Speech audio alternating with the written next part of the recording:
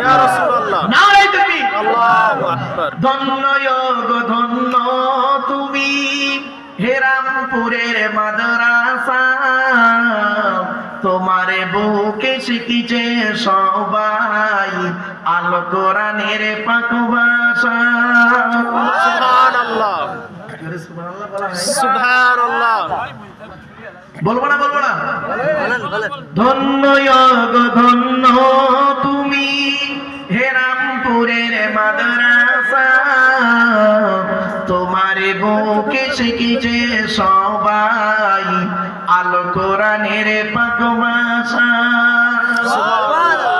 ছোট ছোট ছেলে মেয়ে বুকে কিতাব লইয়া সাজ সকালে আসছে তারা, তোমায় তারা জানিয়া।